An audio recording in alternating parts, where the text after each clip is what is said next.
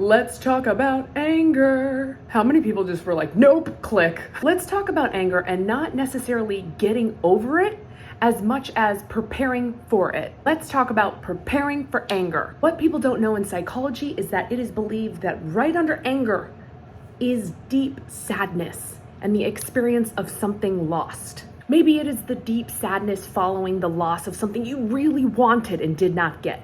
It is okay to want things in life, but if they don't happen, there is a maturity required to handle the aftermath of that. I usually see anger running rampant on the road in Los Angeles or on the sidewalks, maybe at a clerk. You know, you're waiting in line and somebody's railing into somebody they don't know well. What is all this about? It starts at home. It starts at home. If you are shoving anger down at home, chances are it's gonna spill out onto somebody you don't know because that's less risky, right? Wrong. Maybe you even build the habit of emotionally exploding at home. So what's another emotional explosion out on a stranger? You have to get good at conflict in your interpersonal relationships. Address it. Don't shove it down. Hey, I've been feeling like you've been really ignoring me lately and I'd like to reconnect.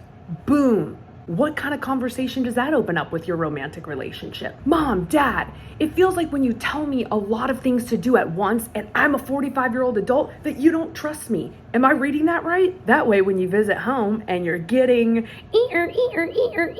triggered and you go to find a parking spot and somebody rips in and takes it from you, you can just say, not cool, and move on. Preparing for anger, not avoiding it, preparing for it. Life is not perfect. Sometimes you are truly caught in the hailstorm. The best default phrase, and you can practice this so that when it hits you, you're ready, is, I need a moment, please excuse me.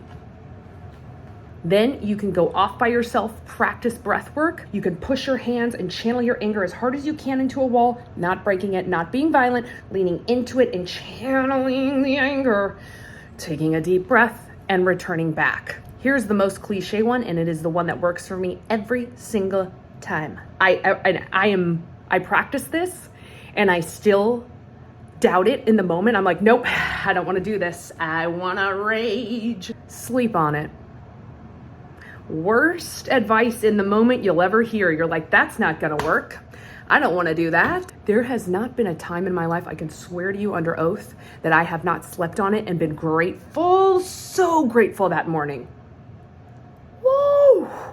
And I make mental note of it. I go, okay, I slept on it, I feel better. And I do that every single time. So then it gets a bit easier. Prepare for anger. Don't avoid it. Prepare for it. Exercise in your daily life. Get some energy out. Handle conflict at home in a mature manner. Handle it. Learn to be in conflict properly and maturely. Learn to emotionally regulate and self-soothe. Say, hey, you'll have to excuse me for 1 second. Go to the bathroom. Go into the stall privately. Sleep on it. Sleep on it and make the decision the next day. Prepare for your anger. And remember, the flip side of anger is passion, right? Channel that into something great.